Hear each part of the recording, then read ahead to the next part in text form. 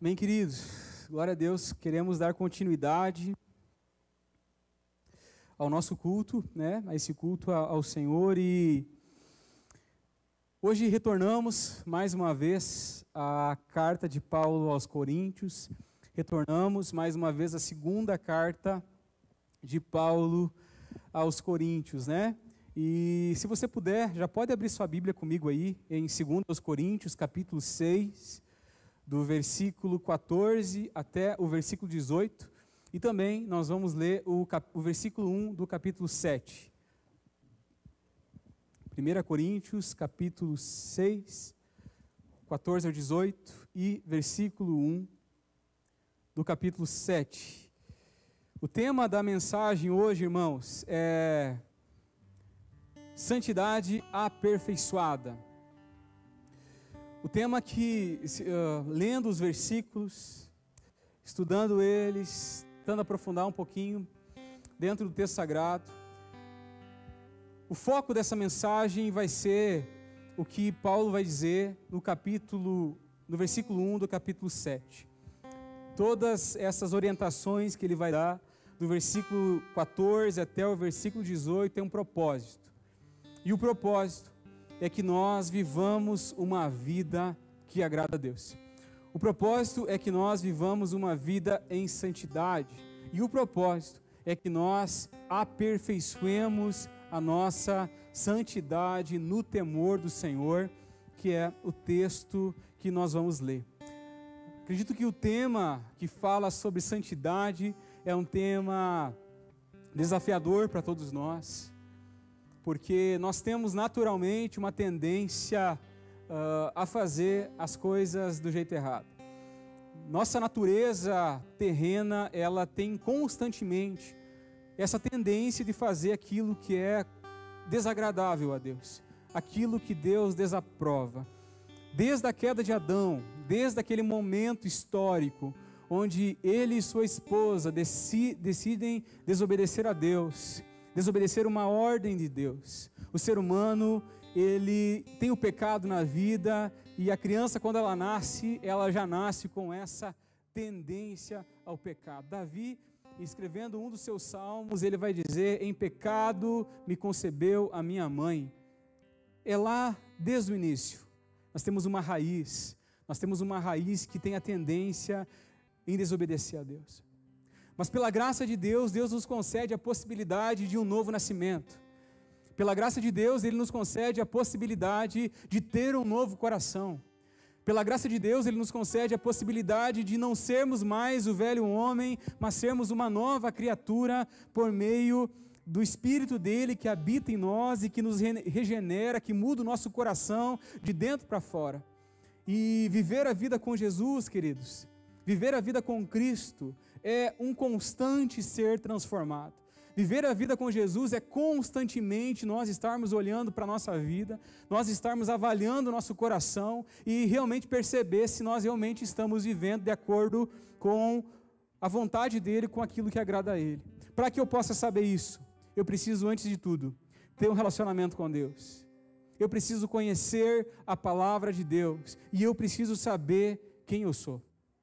Se eu não sei quem eu sou, se eu não tenho clareza da minha identidade, se eu não sei quem é o Felipe realmente, se ele realmente nasceu de novo ou se não nasceu, se ele permanece o velho homem ou se ele foi regenerado, se eu não tiver clareza de quem eu sou, dificilmente eu vou conseguir agradar a Deus com a minha vida e dificilmente eu vou conseguir entender e conhecer a boa, a perfeita e agradável vontade que Deus tem para cada um de nós. Então, isso é necessário para que nós possamos crescer no nosso relacionamento com Deus e também para nós crescermos na nossa vida de santidade. Quando eu falo santidade, querido, eu quero que você deixe de lado uma ideia.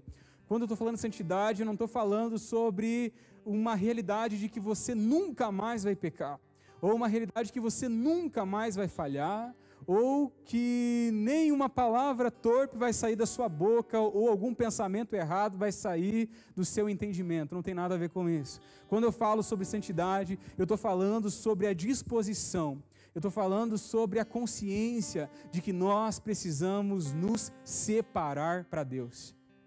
Nós precisamos ser uma geração separada para agradar o nosso Senhor. A mesma palavra que Deus deu para o povo de Israel, de que eles seriam uma geração santa, uma geração exclusiva de Deus para anunciar as grandezas dele, é a mesma palavra que Pedro, escrevendo a sua carta, ele vai dizer sobre mim e sobre você que somos igreja.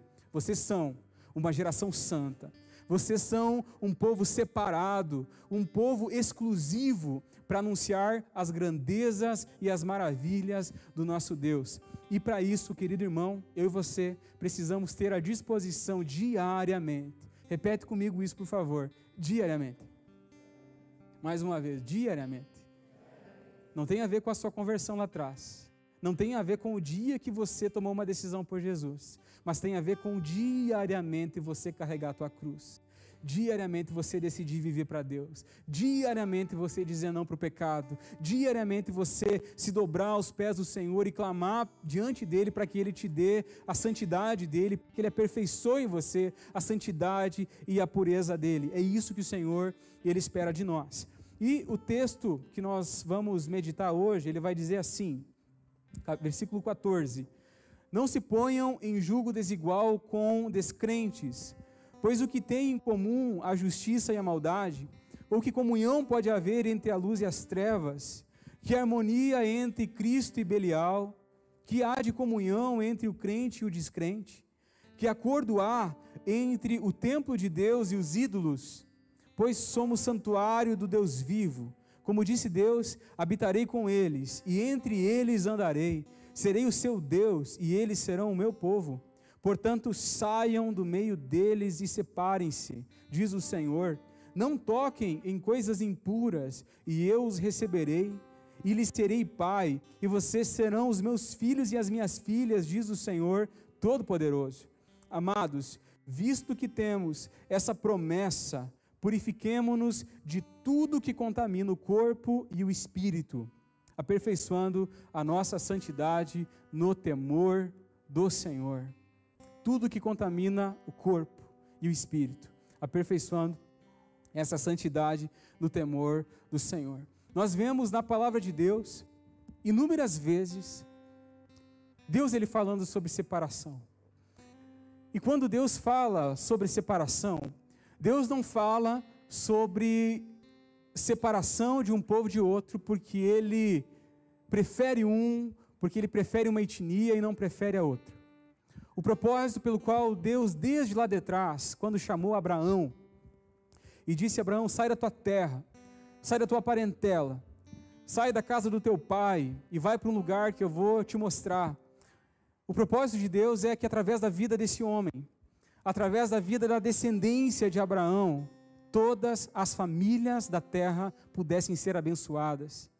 Ele vai dizer: eu te abençoarei, você será uma bênção, e todos os povos da terra serão abençoados, através da tua vida, através da tua descendência, através daquele que um dia viria da tua raiz, que foi o nosso Senhor Jesus.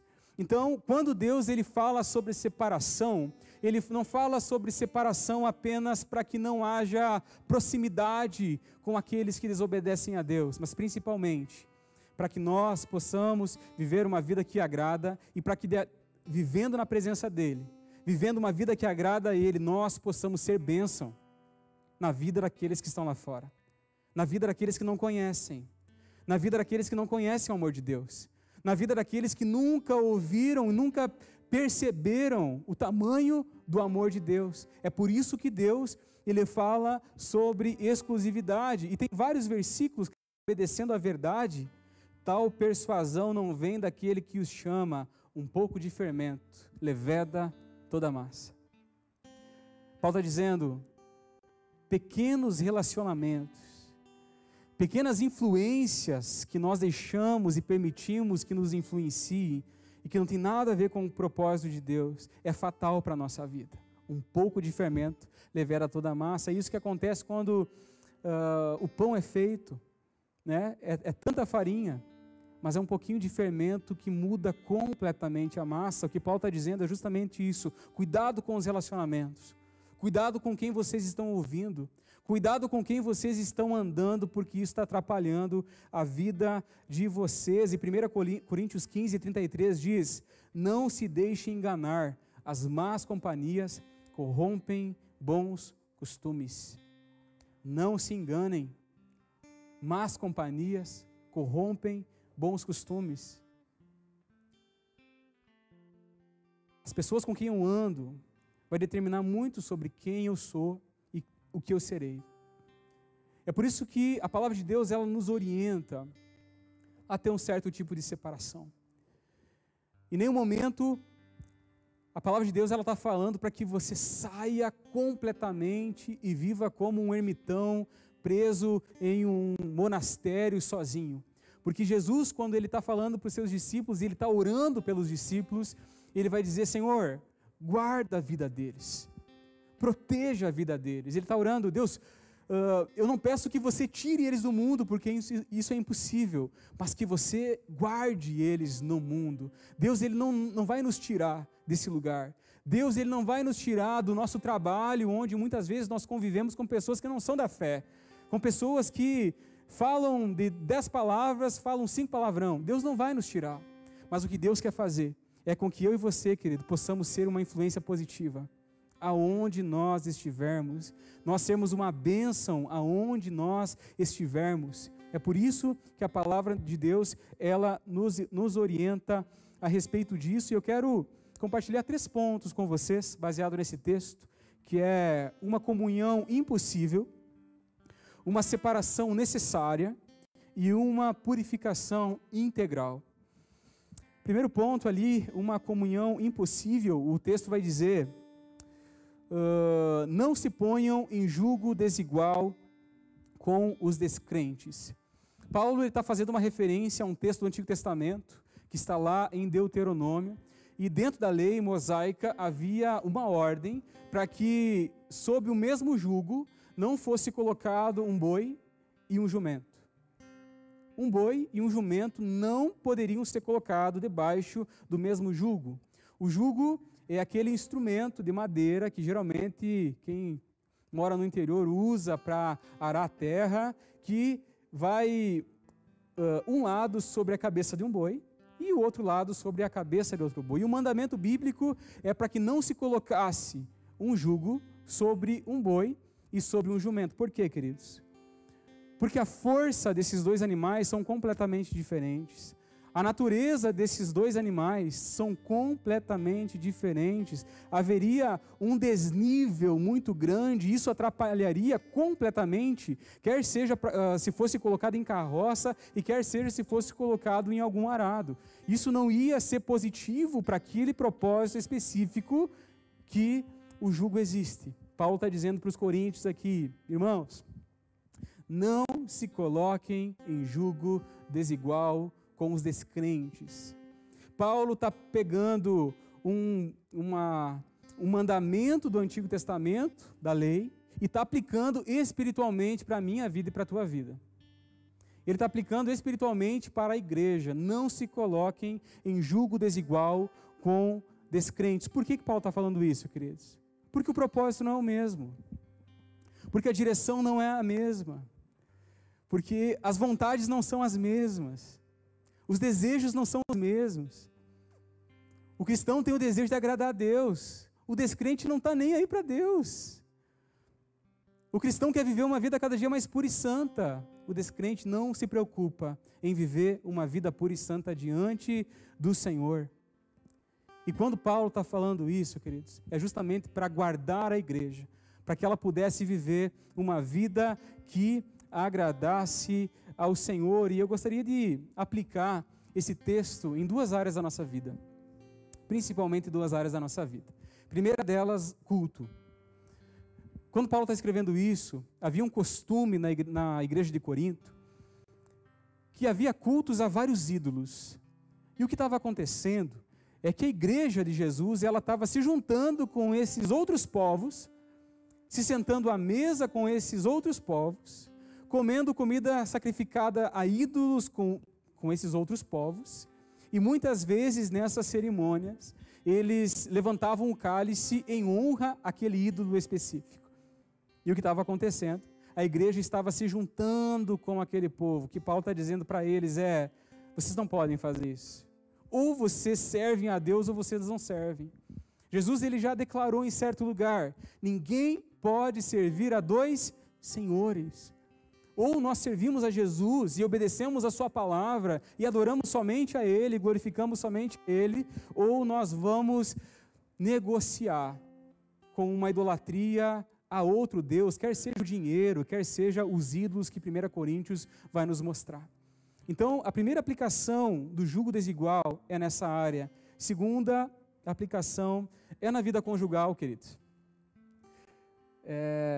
Eu sei que nós falamos pouco sobre isso, mas a nossa orientação é para que um crente, ele não case com o descrente.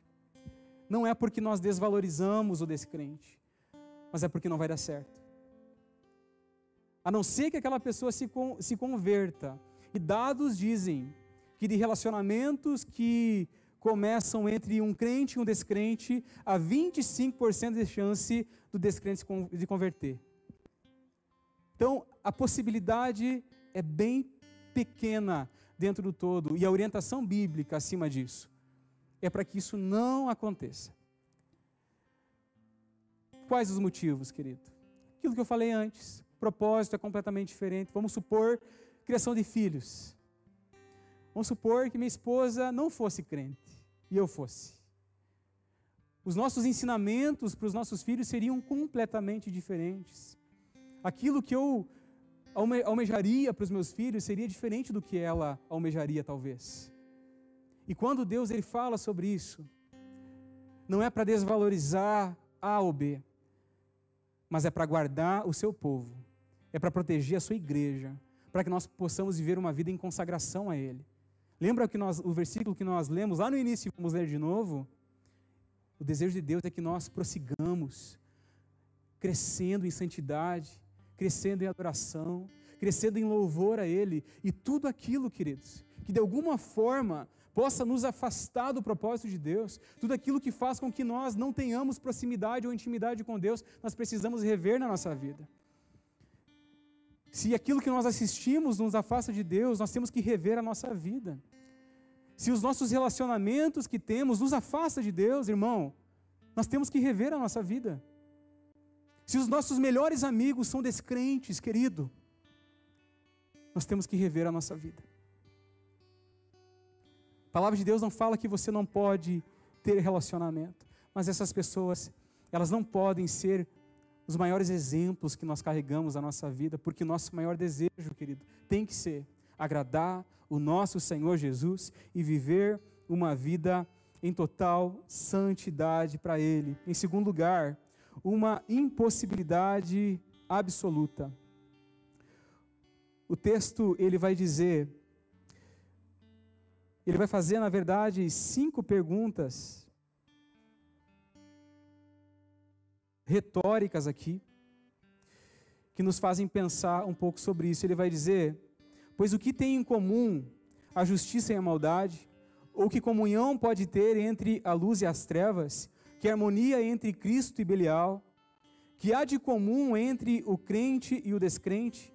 Que acordo há entre o templo de Deus e os ídolos? Essas são as perguntas que o apóstolo ele vai fazer. E essas perguntas, queridos, se aplicam em algumas áreas da nossa vida. A primeira delas é a esfera do comportamento moral, quando ele vai dizer que sociedade pode haver entre a justiça e a iniquidade. Se nós juntarmos alguém que não conhece Jesus, um descrente, e colocarmos esse descrente ao lado de um crente, e o comportamento for o mesmo, tem algo errado. A igreja foi chamada para ser diferente. Nós somos chamados para ser diferente. Nós somos chamados para ser sal e luz dessa terra. Primeiro ponto que Paulo diz é sobre a esfera moral na nossa vida, sobre aquilo que motiva o nosso coração. Segunda, a esfera do entendimento espiritual, ou que comunhão há entre trevas e luz, ele vai dizer. palavra de Deus vai nos dizer que em Cristo Jesus, Deus nos tirou do império das trevas e nos transportou para o reino do seu Filho amado. É isso que a palavra de Deus ela vai nos falar. Nós estávamos antes cegos. Antes nós não víamos, nós não nos víamos. Nós não sabíamos quem nós éramos de verdade. Mas quando a palavra nos alcançou, quando Jesus nos alcança, querido, Ele ilumina o nosso coração e nós vemos a sujeira que é em nós. Nós vemos o pecado que há dentro de nós. Nós vemos as motivações erradas que há dentro de nós. E o coração arrependido se coloca diante de Deus e diz: Senhor, me perdoa.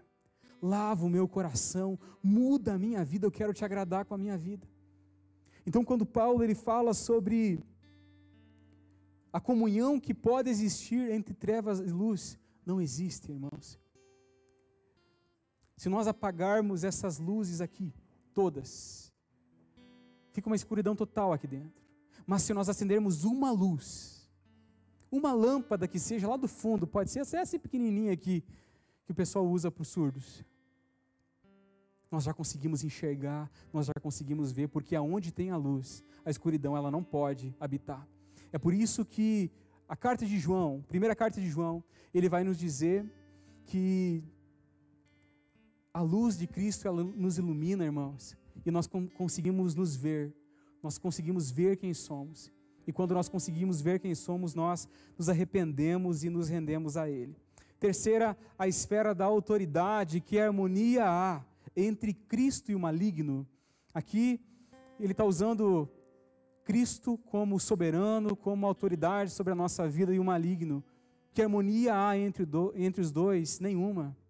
Quando nós olhamos Cristo nos 40 dias em que ele foi tentado por Satanás, nós vemos Jesus se posicionando e Satanás usando até mesmo a palavra de Deus para fazer Cristo pecar. Mas através da palavra, Jesus diz: arreda-te, Satanás, porque adorarás o Senhor teu Deus. Jesus na palavra refutou todas as investidas do diabo à esfera da fé.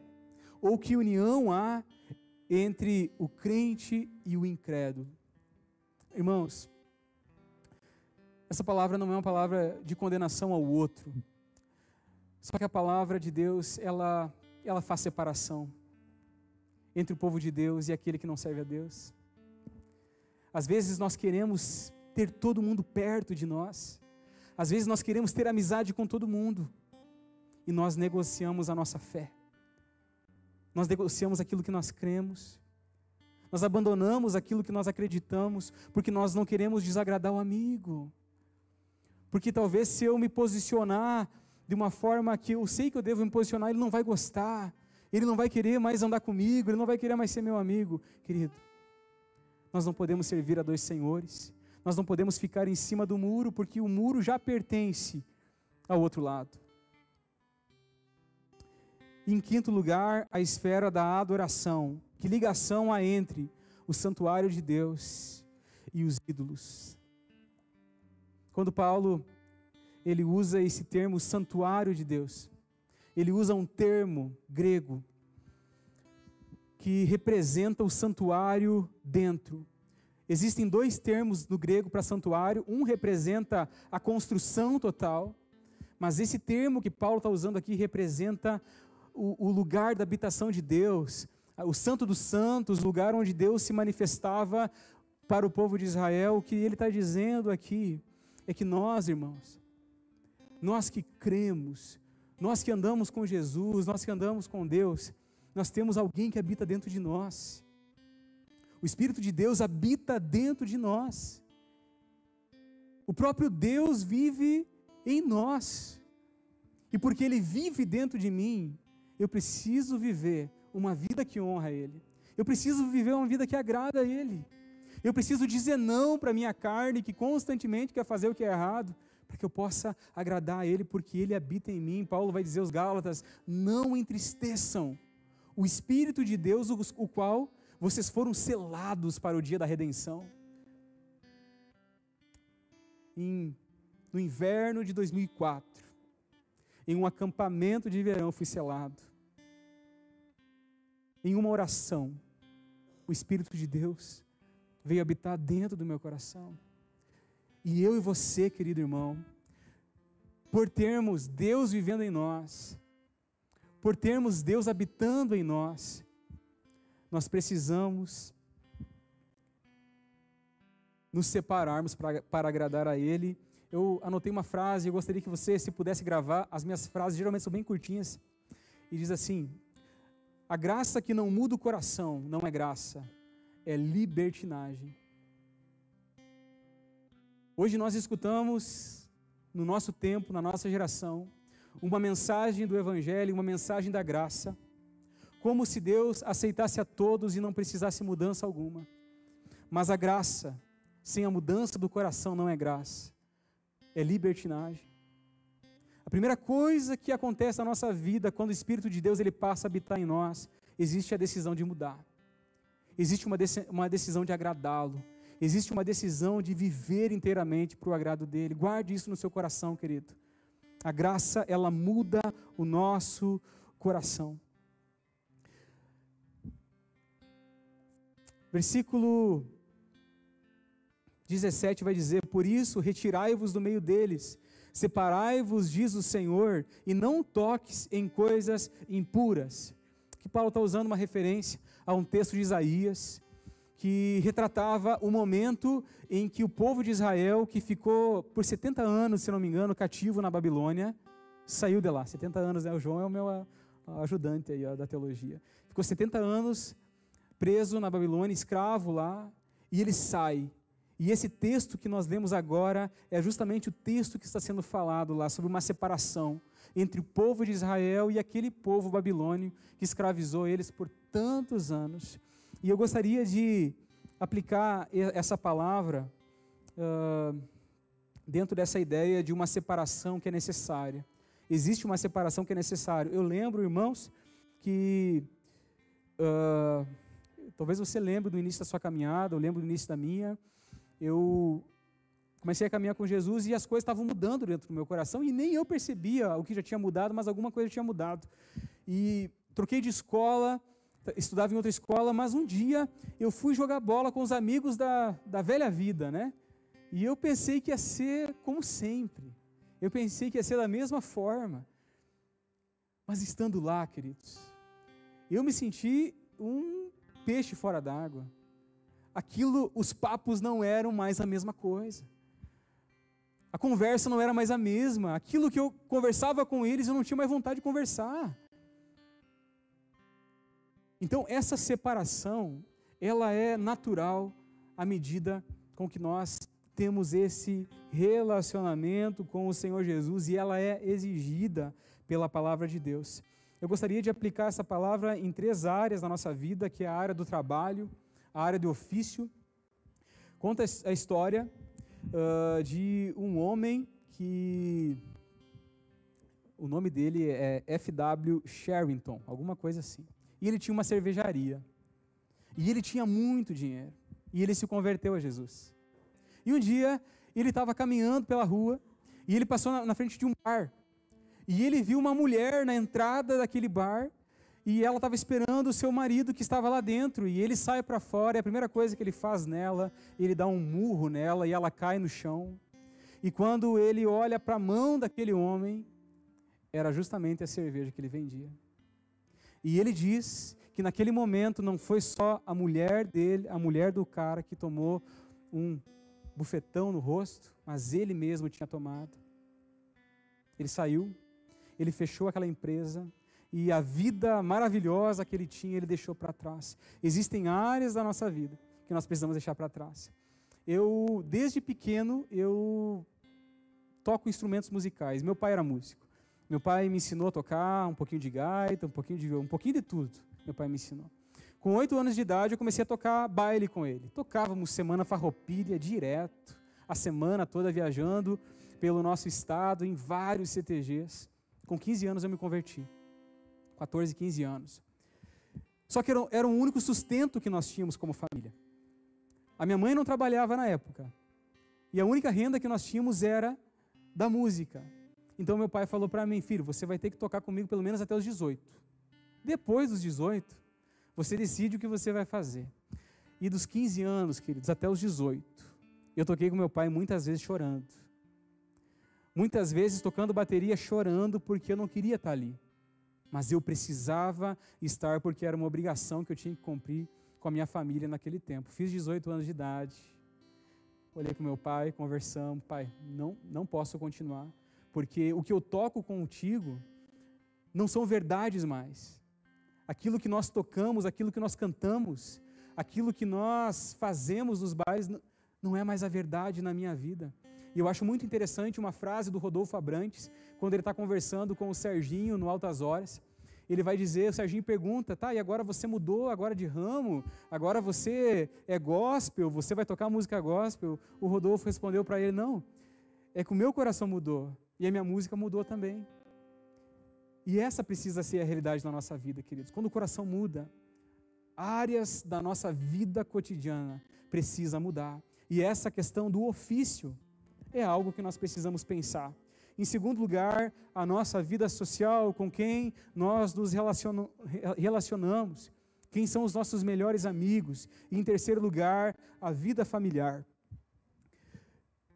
Um dia, eu fui primeiro me converter na minha casa, depois minha irmã se converteu, depois minha mãe se converteu, depois meu irmão se converteu, e meu pai ainda não se converteu. Mas em nome de Jesus, um dia ele vai. E nós estávamos lá, e eu estava em casa, e na época ninguém tinha se convertido ainda, só eu. E eu estava orando. Eu estava orando pela minha família. E eu lembro que havia uma reclamação constante lá em casa. O que tu quer ficar orando o tempo todo aí? Vem ficar com a gente. Eu lembro que nós brigamos muitas vezes por causa disso. E uma vez que marcou a minha irmã, foi que eu respondi para ela assim, mana, quando eu estou orando, eu não estou orando pela minha vida. Estou orando por vocês. É por vocês que eu estou dobrando o meu joelho dia após dia. Então, servir a Jesus, queridos, muitas vezes vai trazer mudança dentro do nosso lar. Vai trazer alguns conflitos dentro da nossa casa. Jesus, ele falou isso. Jesus disse, vocês pensam que eu vim trazer paz à terra? Eu não vim trazer paz. Eu vim trazer a espada, porque eu vou dividir uma casa. O filho vai ficar contra o pai. A nora vai ficar contra a sogra. E por que Jesus está falando isso? Porque ele quer trazer inimizade para as nossas famílias? Lógico que não, queridos. O projeto de Deus é restauração para as nossas casas. Mas muitas vezes, um serviria dentro do lar e o outro não. Um amaria dentro a Jesus no lar e o outro não. E não tem como não ter certa ruptura dentro da família quando isso acontece. Porque Pedro diz, quando ele foi açoitado, e os fariseus ali, eles dizem para Pedro assim, para de pregar desse Jesus. E Pedro olha para ele e diz, acaso nós vamos agradar a vocês ou agradar a Deus? Porque o desejo de Pedro era agradar ao Senhor o tempo todo. E eu quero finalizar, queridos, com o terceiro ponto, que é uma purificação abrangente. Tendo, pois, ó amados, tais promessas, purifiquemo-nos de toda impureza, tanto da carne como do espírito, aperfeiçoando a nossa santidade no temor do Senhor. Esse texto, ele nos faz pensar nessas duas áreas que Paulo está falando. Paulo está falando sobre o corpo físico, mas Paulo está falando sobre o coração também. Paulo está falando sobre pensamentos, Paulo está falando sobre o nosso raciocinar, sobre o nosso entendimento. E o que ele está dizendo aqui é, porque nós temos todas essas promessas de relacionamento com Deus, nós devemos nos purificar de toda impureza, aperfeiçoando a nossa santidade no temor do Senhor. Aperfeiçoar, irmão, tem a ver com algo progressivo, diário, tá? É constante. Eu sei que eu não sou o que eu deveria ser, mas eu estou caminhando naquela direção. Eu sei que eu sou imperfeito, mas eu não desisti de caminhar. Eu quero continuar, eu quero aperfeiçoar a santidade, eu quero agradar a Deus a cada dia mais com a minha vida. Eu sei que você não é o que você deveria ser, mas o que tem que ter dentro de nós é um desejo, Senhor, aperfeiçoa a tua obra em mim, aperfeiçoa a tua santidade em mim. Se eu tenho te desagradado com a minha vida, Senhor, me ajuda a te agradar mais. Se o meu desejo hoje é mais fazer a minha vontade, Senhor, me ajuda a morrer para a minha vontade, porque eu quero fazer a tua. Que nós possamos, como igreja, queridos, ter essa disposição. Não espera-se perfeição de nenhum de nós, mas espera-se de nós um desejo de prosseguir. Aquilo que Oséias diz, né? Conheçamos e prossigamos em conhecer a Deus. Eu sei que você já conhece a Deus, sei que muitos de vocês já conhecem a Deus, mas querido, nós podemos conhecê-lo melhor. Essa é a questão.